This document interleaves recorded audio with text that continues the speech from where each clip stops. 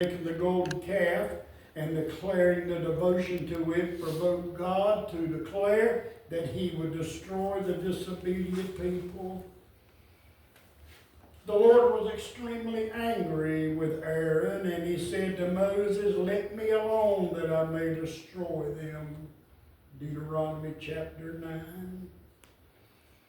Undaunted, Moses prayed, and he kept on praying for 40 days and nights.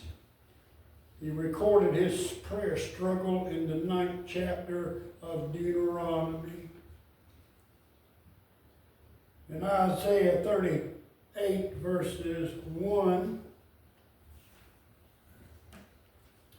in those days was Hezekiah sick unto death, and Isaiah the prophet, the son of Amos, came unto him and said unto him, "Thus saith the Lord, set thine house in order, for thou shalt die and not live."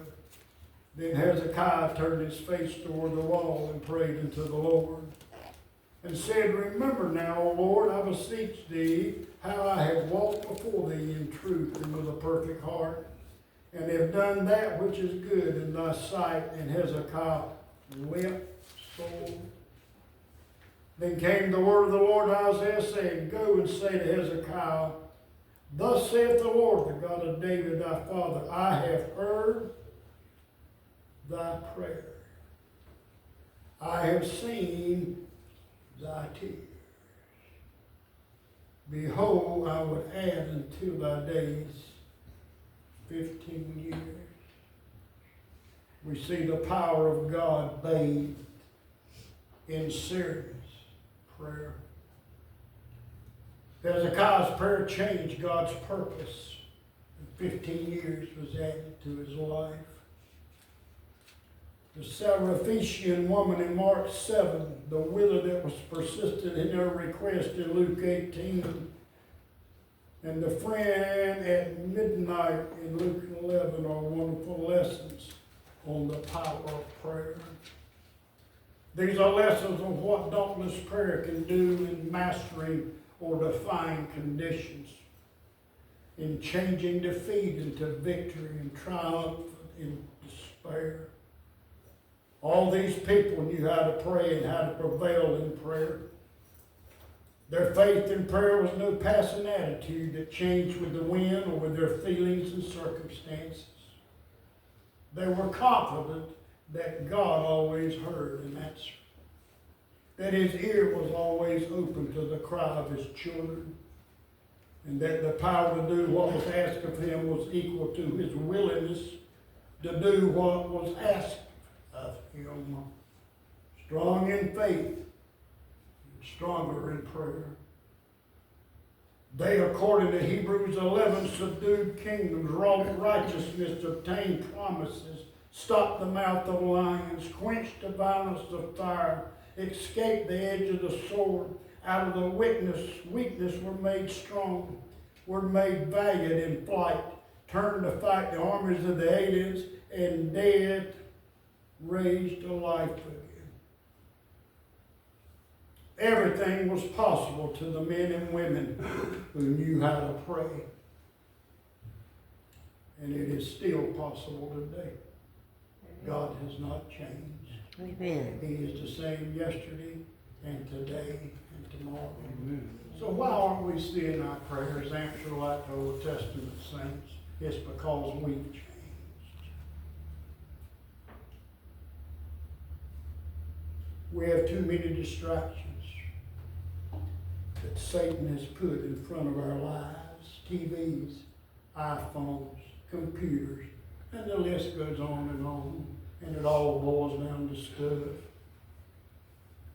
God has blessed us with stuff, and it's taken our time away from getting along with him and praying, or having a burden for what we need to see in our land and in this county and in this area. Worldly stuff has become more important to us than praying.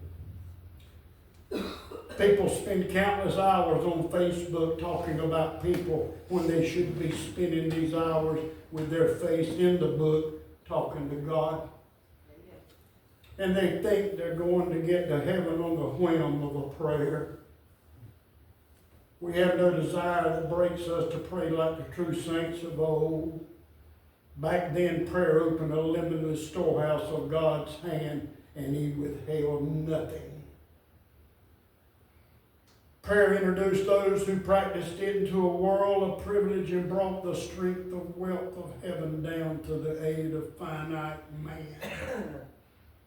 What rich and wonderful power they had who had learned the secret of victorious approach to God. With Moses, it saved a nation.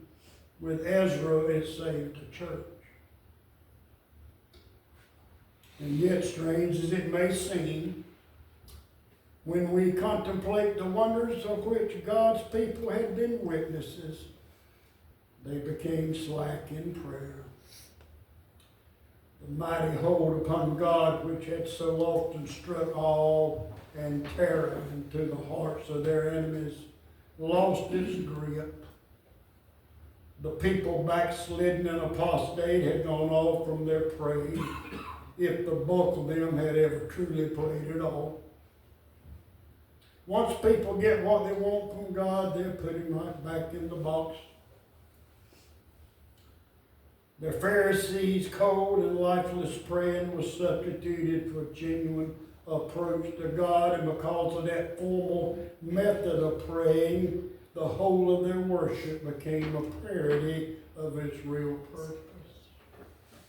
The praying by Moses, by Ezra, by Daniel, by Elijah, by Elisha, by Hannah, and by Samuel was a small and short-lived circle. They were short-lived. The praying ones were few and far between. They had no survivors. There was none to pick up their mantle of praying and to imitate their devotion to God. From their earnest and fruitful crying to God, the Israelites turned their faces to pagan gods and cried in vain for the answers that could never come. We got too many idols. We put too many things before God, and we wonder why God don't answer our prayers. Thus these people sank into that godless and pitiful state in which they lost their purpose in life, because the link with the eternal had been broken. That link that can only come through prayer. Prayer was forgotten. They no longer knew how to pray. They forgot what God said.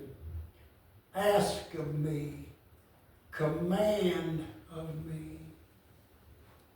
Prayer takes effect. The casual, haphazard prayer lacks the earnestness that lays hold of God and is determined not to let Him go until the blessings come.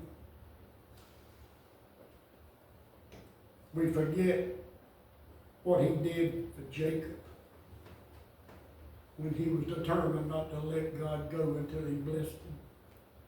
In prayers, man's access to God opens everything. We have seen how prayer changes the purpose of God and stays or moves His mighty hand. All things are available to us through prayer. Amen. We are given the privilege to command God, who has all this authority and power.